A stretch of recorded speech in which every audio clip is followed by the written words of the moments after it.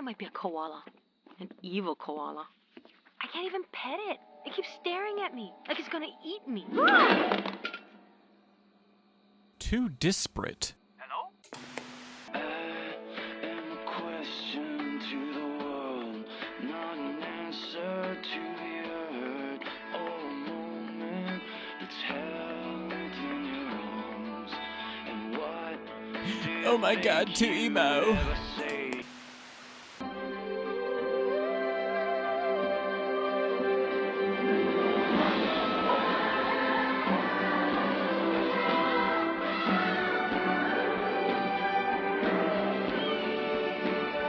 Too familiar.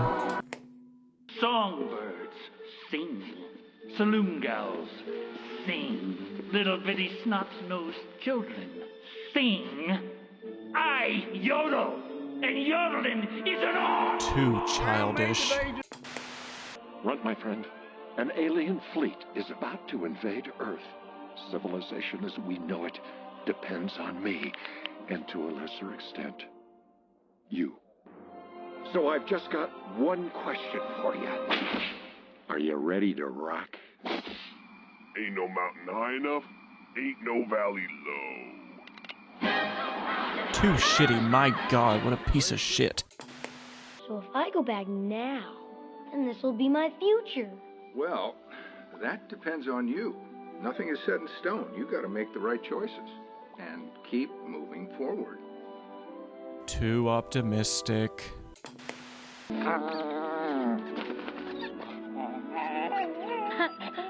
Hey, silly doggy.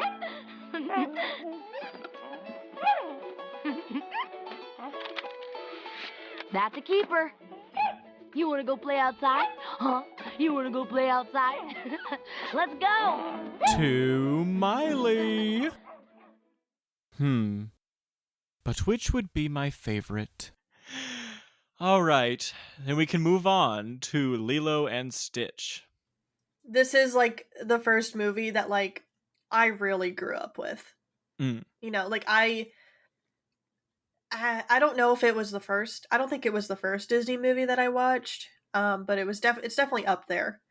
And it holds up. It's still a really good movie. Oh yeah.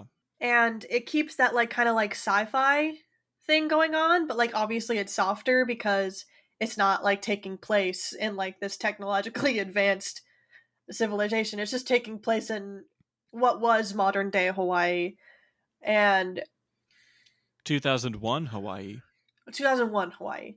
Because I saw that deleted scene that they had to reshoot. Yeah. I don't know. It feels so homey. Mm-hmm. It feels nice. It's such a feel-good movie. It is. It just makes you feel good watching it. I love Stitch. Stitch is literally one of the best characters Disney has ever created. His and Lilo's relationship is the backbone of the movie. And they kill it. And honestly, like a lot of the side plots are also really interesting with like, you know, Lonnie having to work really hard to keep custody of Lilo because it's only the two of them. I don't know. I just think it's really cool, and it shows like a non-traditional like family setup. Yeah. Where it's, you know, just a single caregiver, not a parent, it's a caregiver. You know, have like and like the struggles of that on like both sides, both the child and the caregiver. And also the threat of social services. Yeah, the threat of social services and how awful they can be. It's a good movie. Watch it if you haven't watched it yet. Watch Lilo and Stitch. Absolutely. Thanks for coming to my TED Talk. Lilo and Stitch was the first movie that I saw in theaters, I think. Our dear Granny took me to see it. She made the mistake of taking me to the most hated movie on this list as well. But for Lilo and Stitch, this is one that took time for me to appreciate it. Because in the beginning, I was more invested in the Hawaii stuff than the space stuff. And while I didn't fully grasp the drama of Lilo trying to raw dog it through life with her sister, yeah, because I don't have any sisters. Yeah, you've got a few siblings, but none of them are sisters. No. But I could still feel like I could feel the emotions, but I couldn't understand the severity of their situation. Yeah. Yeah. And then with Stitch coming in, I just assumed him to turn into a regular dog as soon as he was trying to get in Lilo's good graces. So the whole alien thing didn't really like latch on. But yeah, I really love their relationship as well. I love that it's like two outcasts who come together and become more empathetic and content with themselves and stuff. Also, David. David. Disney knew what they were doing. They knew exactly what they were doing, and I'm here for it. And I love that he and Nani are in a relationship that isn't like it's not expected to hit the marriage point anytime soon. Yeah, and he's like super understanding that like she has a child to take care of. Yes. And he's like, "Oh yeah, sure. Like do what you need to do." Yes. Like yes. He's just he's a good guy. Yes. It's probably one of the best romantic interests of any Disney film. Yeah. Definitely one of the best. I that might be a bold statement, but I don't know. I don't know if it is a bold statement. A lot of these guys don't even hit the bare minimum. No. And he is rising above the bare minimum. Yeah. Absolutely. And also Jumba and Pleakley. They are such great characters. My MVPs, honestly. They are definitely gay married. Yes, anyway. they are. Yes, Pleakley cleans the house and Jumba takes out the trash. 100%. Yeah. But yeah, and just the whole thing of like Ohana as well. It is very touching how it's handled in this movie. So I really don't have any like esoteric, meaningful things to say that haven't already been said. So please, just everyone go watch Lilo and Stitch. Just watch Lilo and Stitch, and you'll understand. Yes, like... you'll be on the same level. Okay, should we talk about Treasure Planet? I didn't mention that I put it in the respect and appreciate tier. Oh yeah, right. Yeah, I put it in the favorite tier. Oh, so that's your Emperor's New Groove. I would say yeah. I watch it probably not once a year, but like if the urge takes me, I will 100% just immediately go watch it. Yeah. You want the feels, I want the laughs. So that's totally understandable. And I was one of the few, okay, I will say real quick.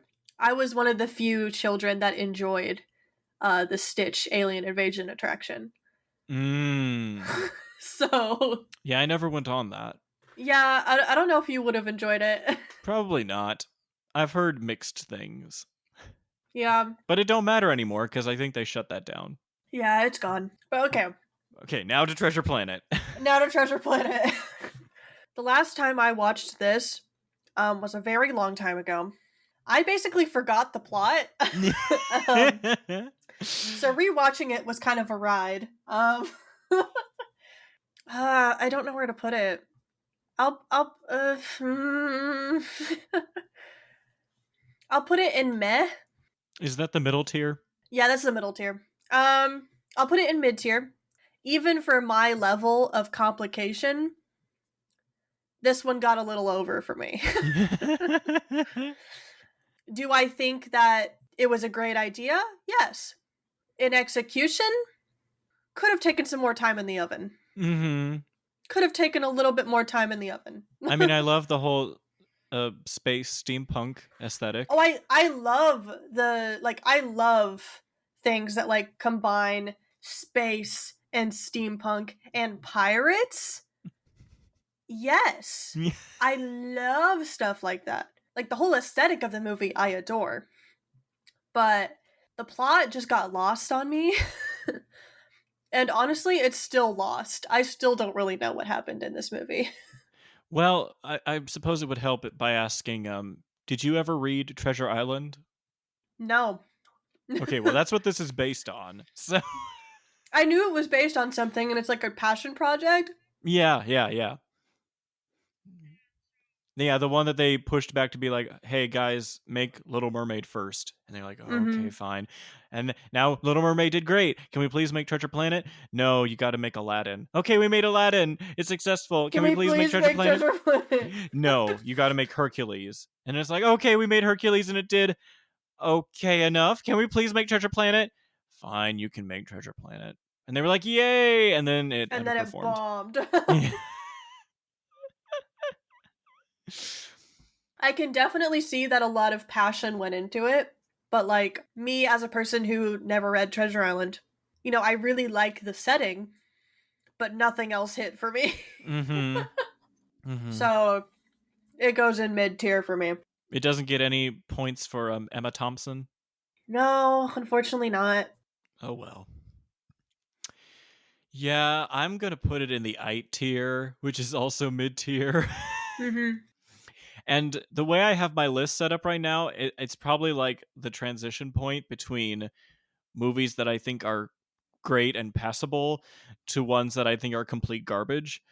I would say, yeah, mine's very similar. Like this is the gateway between the good movies and the Yeah.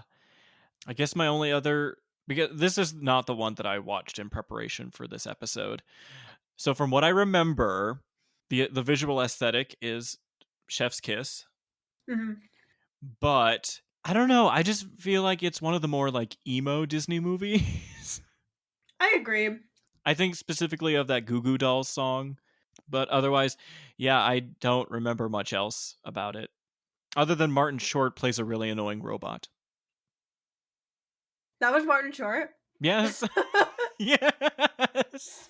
Okay. Yes, it was. I didn't watch the credits, so That's understandable. That's all I have to say about Treasure. Okay. Well, I would just say that I feel like I have a bit more passion for it compared to like Dinosaur, but it's still it doesn't do a lot for me. Yeah. All right, then we can move on to what is it? Brother Bear? I think it's Brother Bear. Yeah. Okay, great. Immediately putting Brother Bear in good, which is my second from the top. I love this movie. Once again, it's that through point of self-discovery via trauma. I mean, Kenai like literally loses like one of the most important people in his life. And then he loses his human body. So Yep. Honestly, not great for Kenai in the beginning. No. But he learns to take care of this young bear cub and, you know, realizes the majesty of nature. And I don't know, it's this really nice through line of family and like learning what that means for yourself. And I don't know, it's a good movie. I like it. And you get some representation of are they Inuit? Yeah, you get some representation of the Inuit people of Canada, and you get to see some of their folklore, and I think that's like a really cool inclusion because, you know, the Canadian natives you don't see a lot of in popular culture. Most of the time it's the American Native Americans that you see rather than Canadian Native Americans. So it's really cool to see that side of their culture. And it's mostly, I would say it's in a pretty positive light. Like it's, or at least very neutral. In as much as Tina Turner can provide. Yeah. So I like it and I think it's a good movie and I would watch it again. This is another one that I watched because of the grandmother. But I can't recall going to a theater to see this one. I think it was a DVD release that I think she had it on DVD because I'm pretty sure that's where I watched it too. I watched it at her house. Yeah. And I will say that I think it made more of an impression on me as a kid than it does right now. I would say it meant more to me as a kid than it does now, yeah. Yeah. I also really like the whole Alaskan aesthetic going on, but I feel like it's kind of cheating when it's like, yeah, a lot of these movies I don't like, but their art direction is so good that it's like that's their saving grace. It's like, okay, yeah, the movie sucked, but it's beautiful. Yes. Except this one, I don't think sucked, but No. I mean, the art direction is one of the stronger points of the movie. I would Yeah. agree. Yeah. I also think between the two Phil Collins outings, this is the weaker one. I'm getting on the boat that Tarzan, the entire soundtrack, slaps, and this one is like it's like giving 50% energy. I can see that. Oh, I thought you were gonna like combat me about that. You're gonna be No. like, "Why the fuck do you think this music is subpar? How dare you?" I mean, I agree. I agree that the Tarzan soundtrack is better. Like, I'm not gonna argue on that. For me, the music isn't the strong part of this movie. It's the art direction, and I think the story stands on its own two legs. So, But then it's also comparable to Emperor's New Groove. yeah, but I like Brother Bear more. Yeah, I can see. This is so interesting to me. It's like we're finding movies that we really like, and they approach certain things similarly, but there's just some ingredients that we value Make more than it, others. yeah. I don't know. Brother Bear felt like it had more heart to me Yes. than Emperor's New Groove did. Yes, it does, definitely. So maybe that's why I like it more, Yeah. rather than the more like comedy center of Emperor's New Groove. That's possible. Well, I'm just thinking about it because like a lot of Disney movies I go to for their heart, for their emotional appeal, but there's something about these movies that makes me feel like they're kind of I don't know, maybe it's like at this time period I feel like they should have been taking more creative risks, but this is very traditional, and so yeah, maybe it's like I don't hate it for having a heart, but I hate it for being common in the story department. I can see that, because I agree in that. Honestly, Brother Bear is very Disney compared to the rest of this era. It Except is for Fantasia. Disney at its core, except for Fantasia, but and it's very obvious like that. But I don't know. I think it deserves a little slack. And I'm willing to give it that slack compared to other ones coming up. Other ones coming up. We have one more in between us and the divisive factor.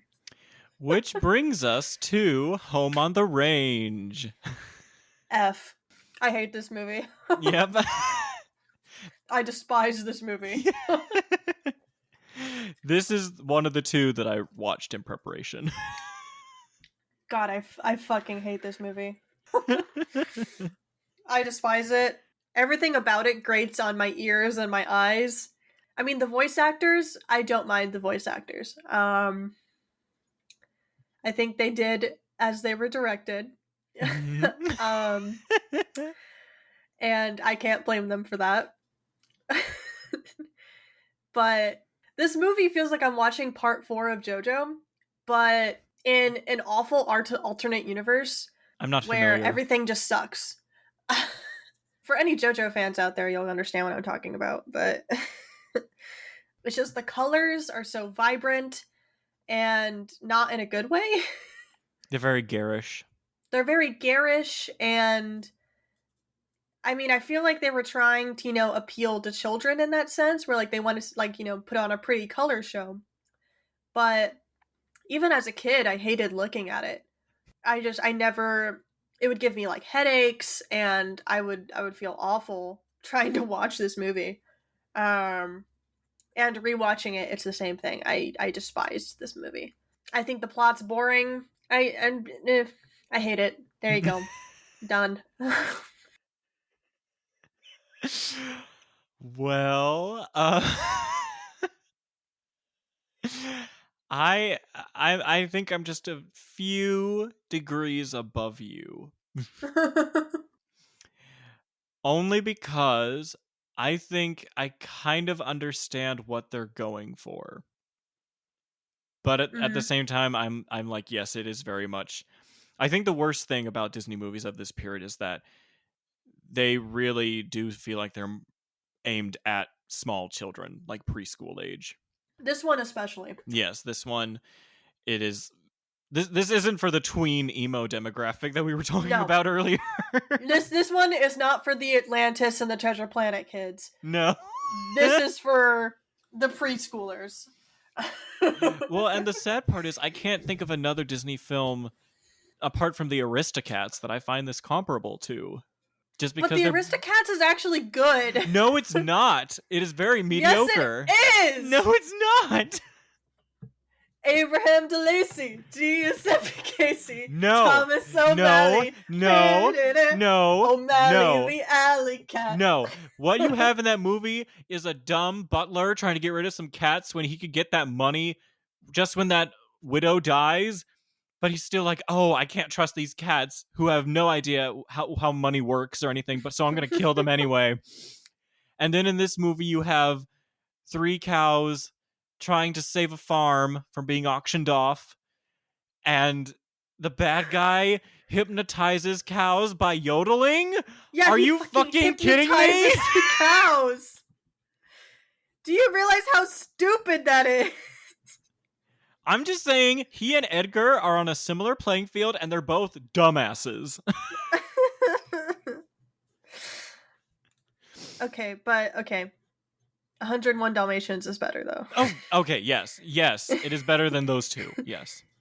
101 Dalmatians is superior of all of them. Yes. I'm glad we can agree on that. Yes. Although, is that largely for Cruella de Vil, or is it also for the Dalmatians? I mean, I like the Dalmatians. I mean, I think they're fine. They're just bland. I mean, yeah, because we just don't get a lot of time learning about them. No. Because again, it's one of those classic ones where like it's shorter, and so you gotta move the story along. You can't focus on the personality of 99 fucking puppies. Yeah, but the one thing those movies had that these don't is. There's a story guy named Bill Pete who was like single-handedly responsible for the story development of that movie. Mm-hmm. And these movies have like 5 to 6 to 7 story people involved. Uh-huh. And you can tell. You can tell. You can tell. I never felt dumber than in the scene where Alameda Slim puts those glasses on in front of his nephews. Uh-huh. And they're like, oh my god, who are you? And I'm like, I feel stupid. Yeah, it's like I can feel my IQ going down. Yes. Okay, but maybe I can try putting this in like a compliment sandwich or something. I do like some of the songs, even if some of them are very twee. Uh-huh. But there's only 2 that I'm willing to give a pass on. Those are Little Patch of Heaven Mm-hmm. and Will the Sun Ever Shine Again. Okay.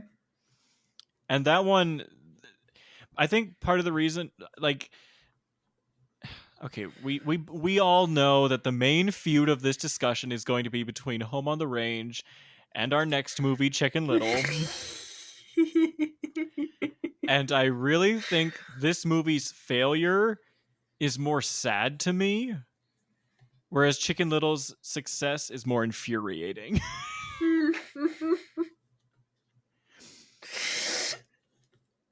I think both of these movies are made for dumb people. I think Chicken Little's dumbassery is hilarious. You see, there's this thing that you keep bringing up about Disney's insanity, or the zany nature that they have. Chicken Littl is my Adventures of Mr. Toad and Ichabod Crane. Wow. It is the insane movie that I adore. That insanity is all out of context. Like, that is all like him talking gibberish to the reporters and them using that same take 3 times. The sky is falling. No, not that one. The acorn fell out. What? Yeah. They used that 3 times in like 10 seconds. Mm-hmm. And I'm And? just like, dear God, where is the audio editor? Look, okay. This is not good storytelling. I adore Chicken Littl. I actually, right next to me, I actually have the PC game for Chicken Littl that I also played as a child. Okay, I can't give you shit for that because I also had the PS2 game. So I loved playing that game on my PC. It's a solid game, by the way. Okay, but we're not done with Home on the Range yet. Yeah, I know, but yeah. Anyway, hurry up and finish up so I can talk about. Oh my God! So I can prove you wrong. You're full of shit. No, fuck you. Okay, the one good things I will say about Home on the Range is I also really like the art direction. And I think it is more akin to like a lot of the 1940s, 1950s Disney movies. Like it has that very flat landscapes, but also like a lot of interesting textures on things. And it's very, I don't want to say geometric, but it's like everything has a shape to it, you know? It's very stylized. And I like that aspect of it. I just wish that it was used on a better story. If it had a better story, I would be able to accept the camp of the, you know, the yodeling hypnotizing the fucking cows. You know, like if there was a better story there, the camp would be amazing. It would be hilarious. No. I even hated the yodeling. I thought that was stupid, but like no, I would think it would fit if only we're in a better movie. Maybe. Because what was up with that fucking pink elephants on parade scene with all the cows forming shapes and shit? I don't know, man. But yeah. Home on the Range, a dud for me. It sucks. Yep, also in dud for me. Okay, fine. Let's talk about Chicken Littl. Chicken Littl. Go off. I don't care. So, I love Chicken Littl. It's one of my favorites, I would say. Probably not my favorite. That of course belongs to the Three Caballeros. The fact that you put those two in conjunction with each other, it's sickening. I get that you love cartoon birds, but this is too much. But okay, look. I have to say this. Chicken Littl is basically me when I was a kid. I was a fucking nerd. I had ill-fitting clothes. I was fucking blind, but I didn't have glasses yet. Undiagnosed with ADHD and autism and anxiety and depression. And I freaked out a lot. And I just really related with this tiny fucking chicken who felt like everything was too big for him. And I don't know, it hit my sense of humor as a kid, and I still find stupid joy in it. And I don't know, it's fun, and the whole alien plot I think is really funny. I mean, it's just so silly with like the sky is falling. Like no, it's just a panel falling off of a camouflage spaceship, but I don't know. I just really enjoy it, and yeah, I mean, I understand. As much as I joke about it, I do understand why people would hate it, but I don't know. It just really hit for me as a kid, and I latched onto it, and I haven't unlatched from it. I still really relate to Chicken Littl, and I really like it. And I still have the PC game, which I'll probably download today to replay. But yeah. Okay. Don't feel bad for shitting on it. I'll let you shit on it. No. Well, no, I was just, the first thing I was going to say was that I did not take into account the personal aspect that you would have with it, and that is to be admired and appreciated and respected. However, I think I hated this movie because of my daddy issues. Yeah. Ha ha. Ha ha. Your family doesn't go to therapy like mine does.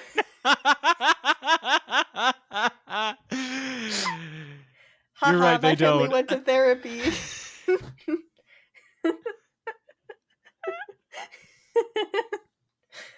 We actually worked out healthy communication tactics.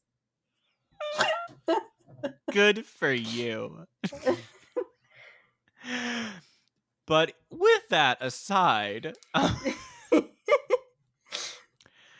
have so many things I could start off with right now.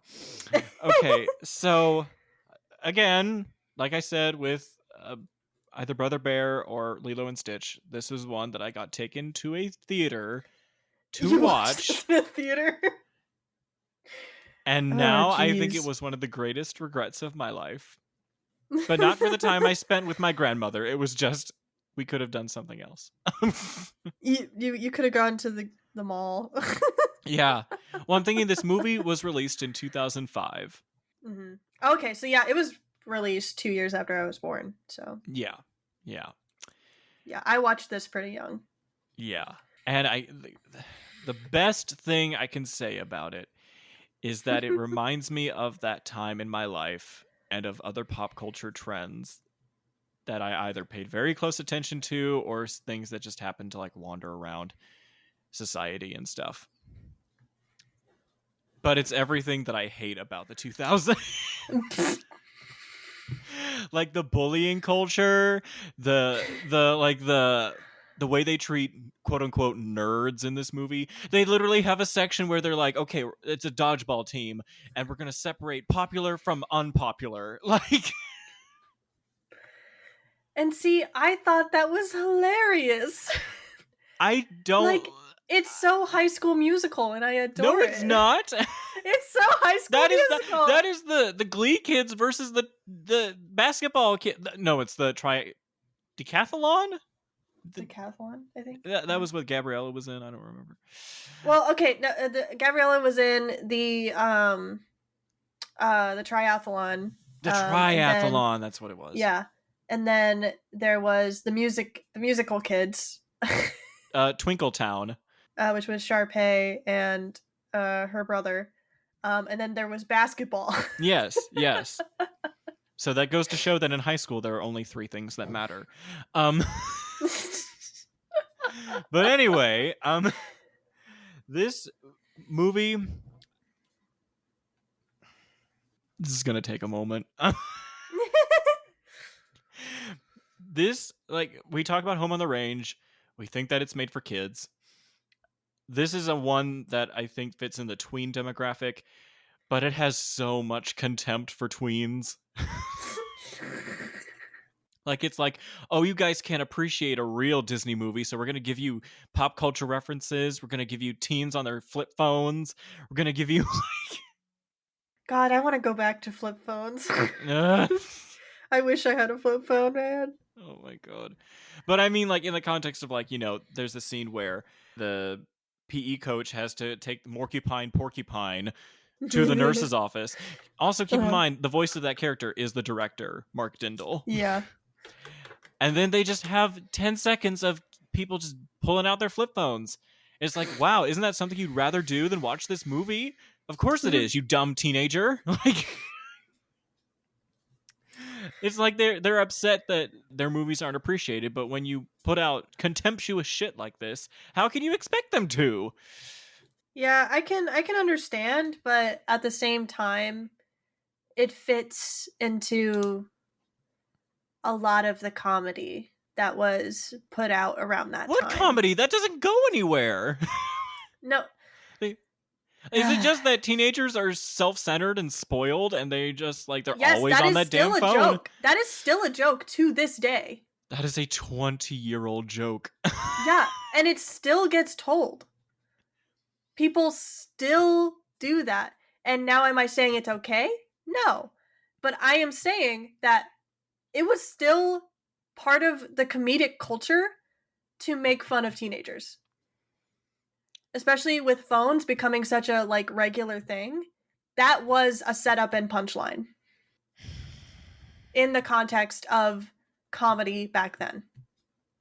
Back then, but now it doesn't really resonate as much. Now it doesn't resonate, but I'm saying that in the context of when it was released, yes, it was.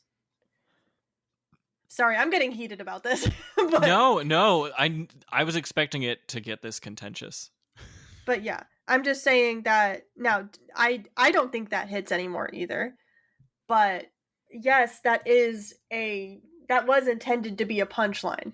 Also, can I tell you how fucked up it is that they have Foxy Loxy turn from this like antagonist character who maybe she needed a bit more work done on a redemption arc, but then to have her come back as this bubbly blonde Cordettes like reject, like yeah. And then for them to be like,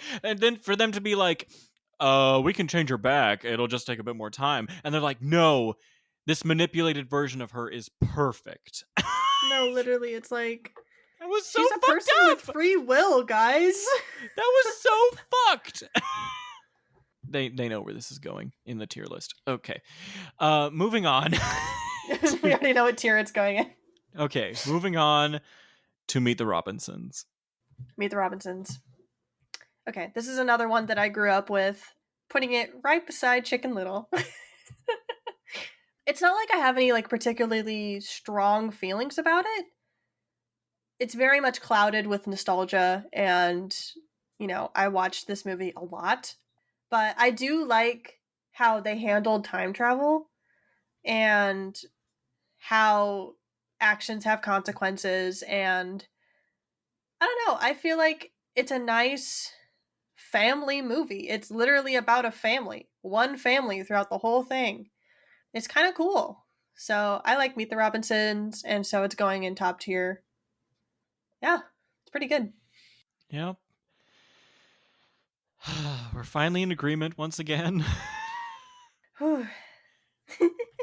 I think that this was the rehab that Disney needed at the time. Yeah, I can agree with that. Yeah. Not the least of which because the future as depicted in this movie is very much like Tomorrowland at Disneyland. Oh, it's very Tomorrowland. Yeah. I think I first saw this on the Disney Channel. Ooh, Disney Channel original movie? Yeah. Here's the thing. Meet the Robinsons is above the typical Disney, the DCOM as they're called, but Chicken Littl for me fits right in that category, and hey, DCOMs are amazing. I know, but I'm talking about the really bad DCOMs. You know which ones I'm talking about. Which ones are you talking about? Okay, the High School Musicals are better than Chicken Littl. Okay, yeah. The Descendants movies are better than Chicken Littl. Ooh. Uh-huh. Okay, at least the second one is better than Chicken Littl. Okay, the second one, yeah, okay. Okay. But you get where I'm coming from. Mm-hmm. The Hannah Montana movie, I think it's probably about as good as Chicken Littl. I don't know, I would rank it lower, but... Okay. Blue Jeans. Okay, anyway. Anyway. Meet the Robinsons. I still think that it is about as random, but it does have more of a heart. Mm-hmm. And I think that its messages about family and not holding on to the past and letting go, those are very resonant and touching.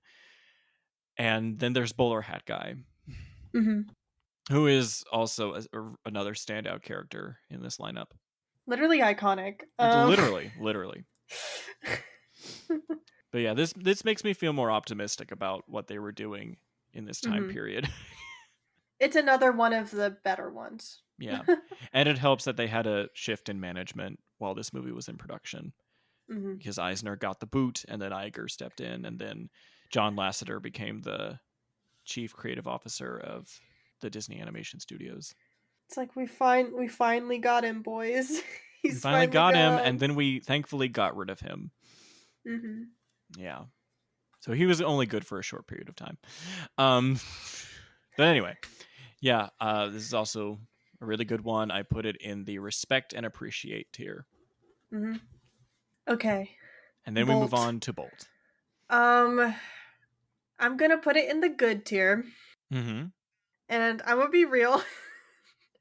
Most of my memories of Bolt are from the DS game.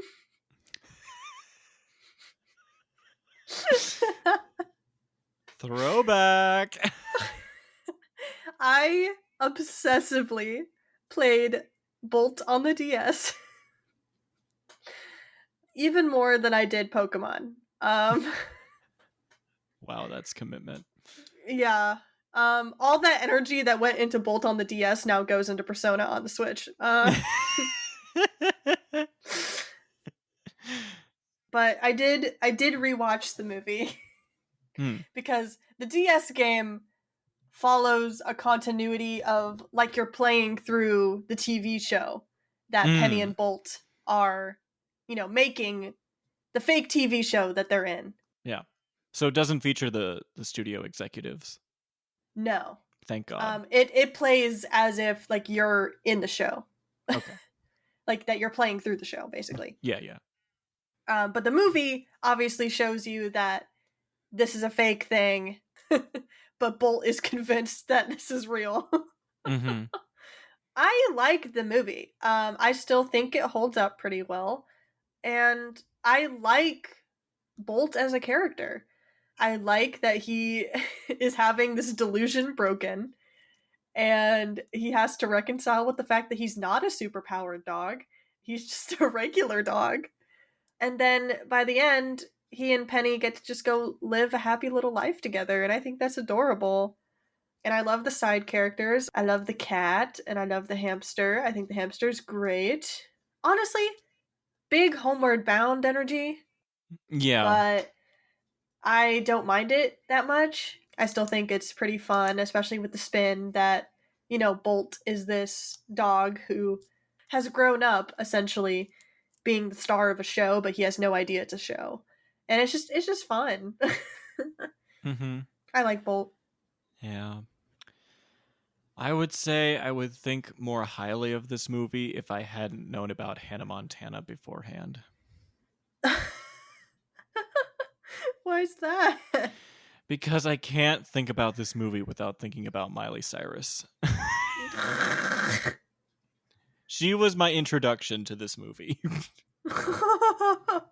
I didn't know shit about John Travolta.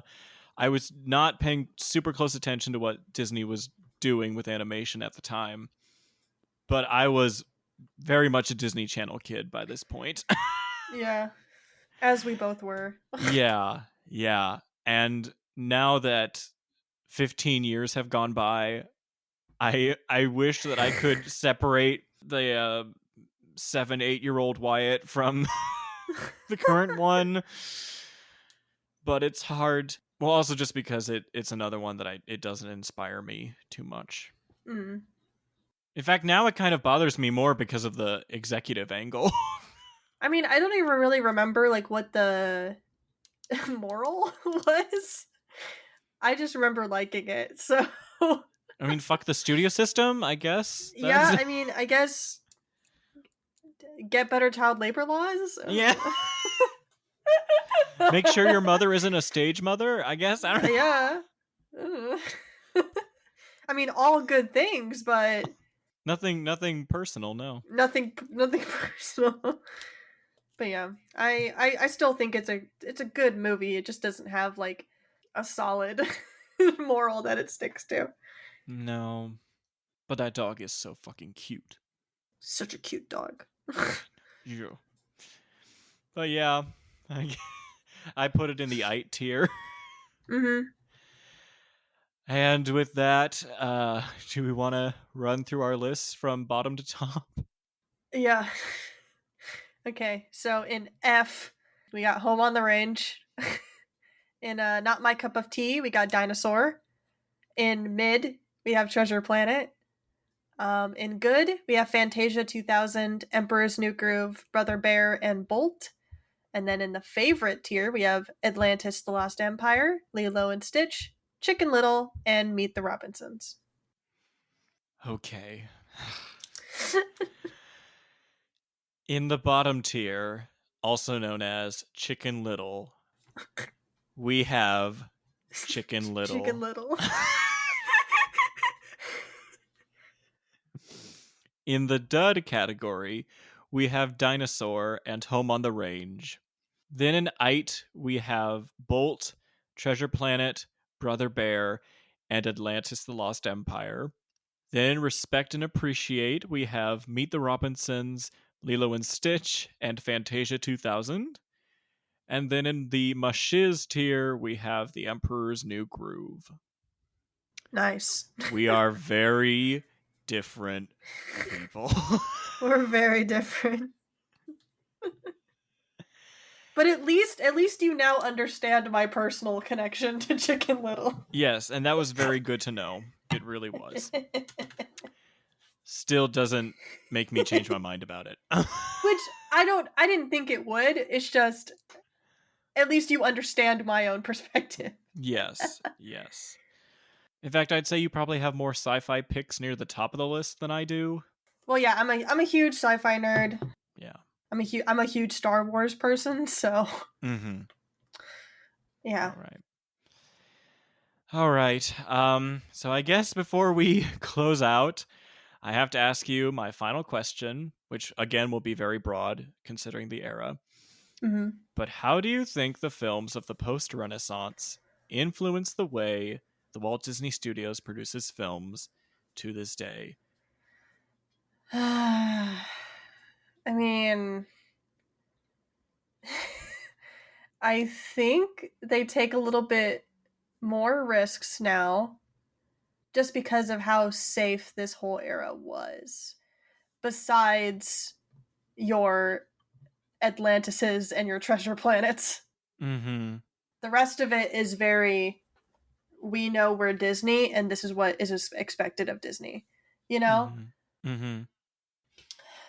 I think, the biggest influence, at least in my opinion, would be Lilo and Stitch. Mm-hmm. They realized, semi-traditional animation can still do things. And also, they started, focusing more on interpersonal relationships and, like, how there's not really a villain per se. More so, the villain is the world around us, not really individual people. I think that's kind of the takeaway that I've gotten from this era. Yeah. I would say that this is Disney's second Dark Age for good reason. Yeah. And I think it makes me more angry. It makes me angrier, I guess, than the first Dark Age because they have so many more resources to pull from. And yet they still insisted on producing subpar work. Yeah. Which is even crazier when you think about the competition they had at this time. Yeah, it's insane how they pushed out these products expecting to do really well when they were going up against, DreamWorks and Pixar in their prime. Yeah. Like, guys. Like, literally think about it. The year that Chicken Littl came out, the following year, Pixar would release Cars. Uh-huh. Which, I guess it doesn't make a good case for them either, but... I mean, Cars, I will say Cars is better than Chicken Littl. Okay. I can agree with that slightly. Speed. I am speed. Literally one of the best opening monologues ever. It's up there with any film noir. Literally, like...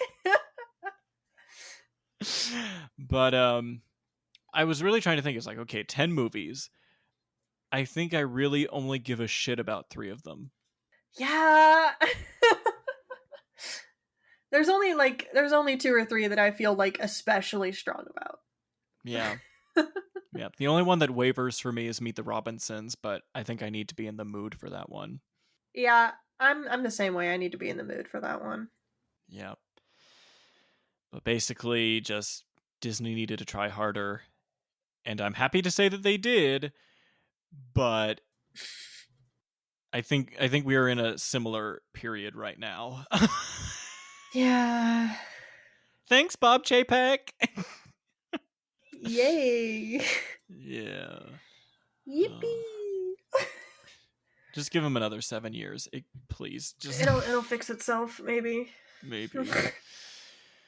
And on that note, that concludes this chapter on Disney Reel to Reel. Raeley, I literally thought we were gonna get a bit more volatile about Chicken Littl, but Yeah, I think we're in a good enough place to where we can understand each other.